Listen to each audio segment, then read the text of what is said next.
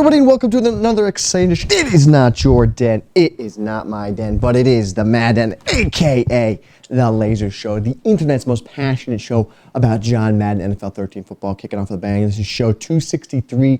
We are talking the Seattle Seahawks 5 sets for success breakdown. We're looking at their offensive playbook, and the Seahawks, I gotta admit, they are putting on a show, a clinic, defensive clinic, if you will, on how to play defense in the National Football League. 58-0 yesterday. Shout out goes to my man Ryan Dykes and man McJay. They are big-time Seahawks fans.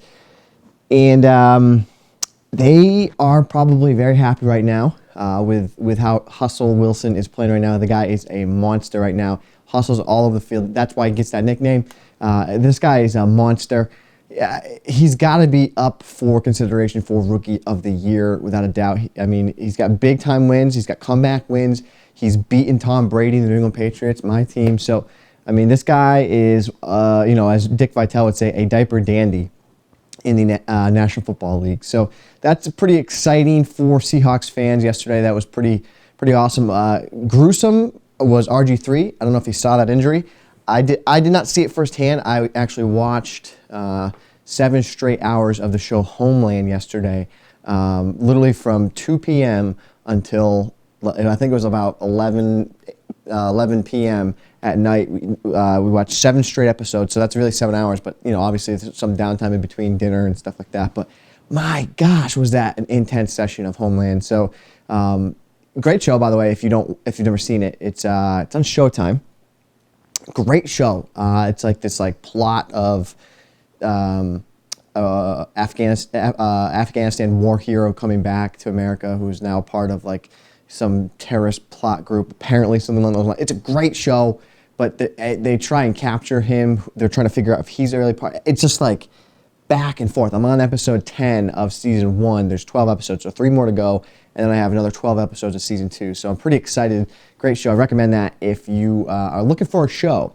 Check out Homeland. But tonight, Patriots are playing the Texans. Big game tonight. We're gonna after this video is done, I'm gonna kind of slot it into a post on MaddenTips.com about coin flip, and it's just a prediction. If you want to post your scores, the closest person to the actual outcome of the game tonight will get a free wildcard offensive e-guide that's coming out later on for the next product that we're releasing on MaddenTips.com. So leave your predictions. You can leave them here in the YouTube chat, or you could go over to the MaddenTips.com homepage, check out that coin flip article, and leave your predictions. Again, if you are the closest to that guess, your prediction, you will win a free guide. So that's pretty good deal. But tonight, my actual thoughts on the game, I have said a couple times, 42-17. That's a crazy. I know that's a big prediction for the Patriots to win, naturally. But I say that because that one Andre Johnson quote, and I'm not going to hate on the guy for it. I love that he's got the confidence and he's talking about it's a big game, but he did say that one thing about this is the biggest game in Texans franchise history. I would argue against that, just because they are in the playoffs, and that's and you think of the mindset of I think of the mindset of the Patriots, and their MO over the years is they always say ignore the noise. That scenario, don't listen to other people. Just focus one game at a time. And I get that you have to focus one game at a time, and this is probably the biggest regular season game they've ever had. But the most important game that they have is that home game that they've locked up in the playoffs later on in the season. They're probably going to be the 1 or 2 seed, no matter what happens tonight's game. They're probably going to be the 1 or 2 seed. So that is probably, in my opinion, probably going to be your most important game. I guess I get where he's coming from now that I'm thinking about that. I said that. He's saying this right now currently is the most important game. But to me that means that they are they overblowing how important this game is? I mean, I get it. You're 10-1. You're the supreme team right now in the AFC. So you got nothing. You have nothing to prove unless you're trying to show that yes, you can knock off Tom Brady and the Patriots. But I for that one reason alone, that he came out and said that, I think that they are, I still think they're ready for it. Don't think they're ready for the limelight. We'll see. I mean, what do I know? Nothing. I'm just speculating. But I don't think that the Letterman jackets are going to help them win tonight. I think the Patriots are going to roll. If they do try and blitz, Tom Brady's one of the best in the game at beating the blitz. He gets the ball out 2.3 seconds.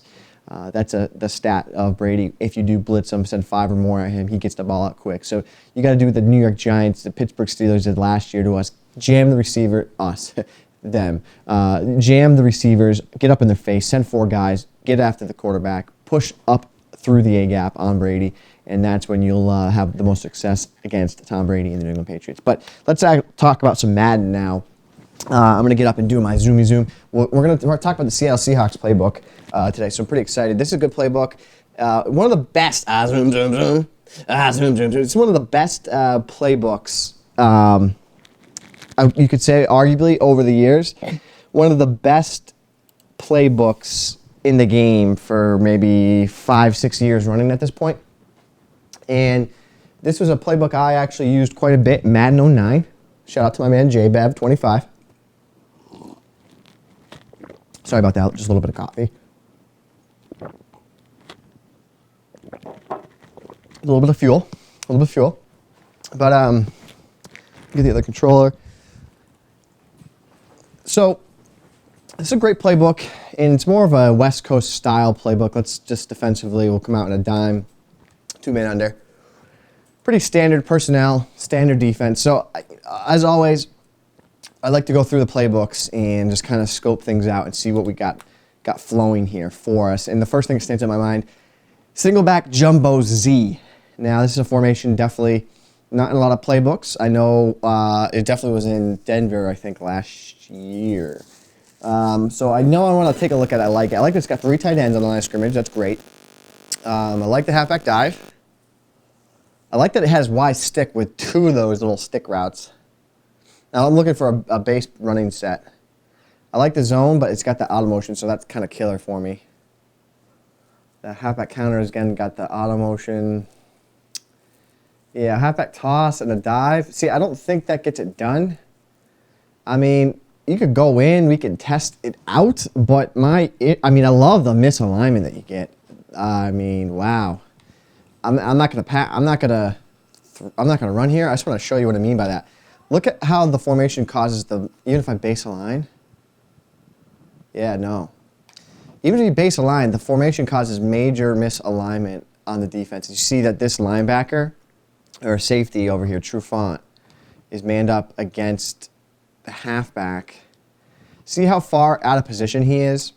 So to me, that screams, something along the lines of this. You're trying to get, hopefully the defenders don't switch off, but I'm trying to get they do switch off, so they did a good job there. But I would say, without diving too deep, you're going to be able to find a way to get that in your advantage.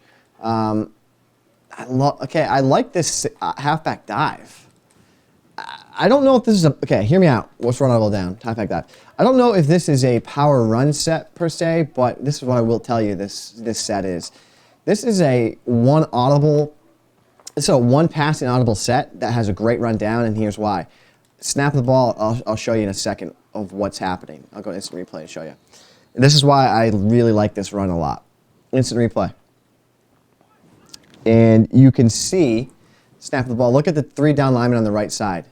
They are all getting double teamed. That means that you're not going to have any block shed situations. That was actually a block shed, but he came off the double team. But I think to me, that's huge. That's huge for the success of your ground game. I mean, you're going to get double teams. That's a great run to combo with, something like this. Oh my gosh, do I love this. Double zig fade there. I mean, that's a tough formation. I mean, I would probably say go pick a play. I don't think stick. Hold on. I hope that's not the stick play. I'm trying to think of a passing play that I would use. Jumbo Z. No, that's curl flat. I would probably put Y stick as my audible because these short little curls are very difficult to defend. When your opponent goes to start stopping, like if you put a game like this where you streak the tight ends, right, and you snap throw to them, that type of quick pass game, they're going to start dropping yellows and spies. And when they do that, that's when you can hit them quickly on the underneath route, like that little short curl. Now, you don't have to do that, but I like this audible. I mean, I love this setup right here. You're going to have the R1 route you can use or catch, like so. The 2 stick routes, you can change the drags, zigs, whatever you want. I mean, if you look at this formation, almost what does it remind you of? It almost reminds you of Gun Heavy Panther. See how you get these 2 guys here? I would say if you're on PlayStation 3, you run this play flipped, and here's why. Yeah, I've come up with a pretty good tip right here, FYI. This is a great little knick-knack. I'd run it flipped. I like Y stick. I would say put tight end seam as your audible. And I'm going to say, here's why. Tight end seam, you can do this, the following, right? So you see what I created here. I have a corner out to the right, fade left, and a curl flat concept on the left side. I know I'm going to get inside position and be able to click on there with my tight ends. Now, I also know the following. I know, say, I want to do something like this. Fade Miller, fade Moore, zig McCoy, and I can fade Rice. I'm going to have 3 fades get open against man coverage. Underneath, I have the zig pattern. So, yeah, I like this a lot. Then the dive down, double team galores. You get beast mode Lynch up in the middle of the field. This is a great formation. I mean, not your power run set, but that's going to be something that you could definitely use later on down the road. Let's move forward to the power run set. 1 second here. And we are going to take a look now at the other power running sets. I mean, I like that they have ace. Ace is definitely something you could use without a doubt. They have sprint. We've talked about this many times. Halfback stretch is definitely something you could use. Halfback counter is definitely something. Then you have the toss, the slip screen. I like that it has close zone weak. That's definitely something that's nice and effective. But in terms of power, we have that one kind of knick-knack under center run formation that we want to look at. And I kind of scoped this out beforehand. And there's 2 formations I want to use for a power run. That's strong pro or a strong tight pair. Without a doubt, there's one run in this playbook right here, this zone weak. It's very unique, and it's we talked about it last year as being one of the best stock runs in the game. I really like this run a lot. And the only knock on it is you have to playmaker the run to the right side, and then you can kind of pick and choose if you want to go off tackle or you can cut it back up inside. What makes this run super great is that this fullback, let me show you what he does. It might not seem a lot, but I want you to, before I go to instant replay, notice when I playmaker right. Notice where his line of attack is. It's up into the A gap, to the left A gap there, or right A gap, but he goes left a little bit. Typically, with these runs, he goes straight ahead, and what ends up happening is there's that crease in the A gap that allows the user defender to fight through. But you'll notice with this run, he goes to pick that up, and that's what makes this run so effective. Is he shoots left just a little bit, but see how now he's going to seal that gap off. If someone did come through there, he's going to pick that up, and he's going to help seal that off. So I actually follow the block and pick up big yards. And then you see that you have a double team, another double team, and then they try to peel off to get to the next level. So that's why this run is great. And then you see a run like the halfback dive. You can also use it's a nice down ahead run.